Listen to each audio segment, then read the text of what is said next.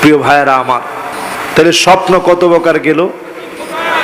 আমরা বলছিলাম সব মানুষ ক্ষতির ভিতরে, মানুষ ক্ষতির ভিতরে পড়ে তাড়াহুড়া করতে গিয়ে, মানুষ ক্ষতির ভিতরে গিয়ে পড়ে অস্বীকার করতে গিয়ে। ওয়াকানাল ইনসানু কাতুরা,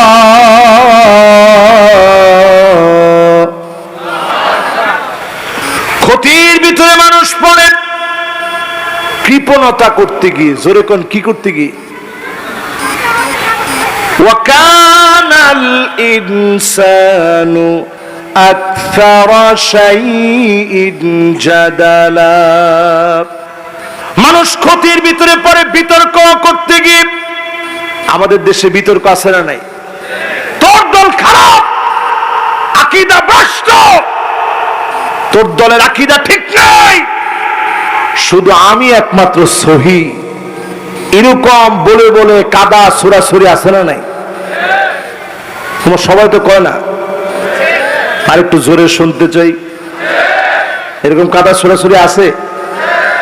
এটা মানুষের বদ স্বভাব, ক্ষতির ভিতরে পড়ার স্বভাব। আল্লাহ পাক তিনটা অপশন দিছে নবীজিকে। সবার কি মনোযোগ আছে? সবার? মাশাআল্লাহ, আল্লাহ জানে কদ্দুর আছে। তবে আছে বলে আমার কাছে মনে হয়, একটু টেস্ট করে দেখি তো। আয়াত জানি কয়টা? অক্ষর কয়টা? শব্দ কয়টা?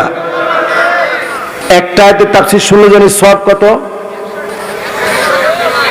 লিল্লাহি তাকবীর। মাশাআল্লাহ, আমার মোটামুটি মনও ভরছে, দিলও ঠান্ডা হয়ে গেছে। দিল ঠান্ডা কেন হয়েছে? এই যে আপনারা মনে রাখছেন। স্বপ্ন জানি কত প্রকার? মাশাআল্লাহ, এরকম শ্রোতার ওয়াজ শোনাইতে ভালো লাগে। এবার বলছিলাম, কই জানি গেছিলাম? মাশাআল্লাহ, কৃপণের পরে মাশাআল্লাহ। বলছিলাম তিনটা অপশন রাসূলকে আল্লাহ তাআলা দিয়েছেন।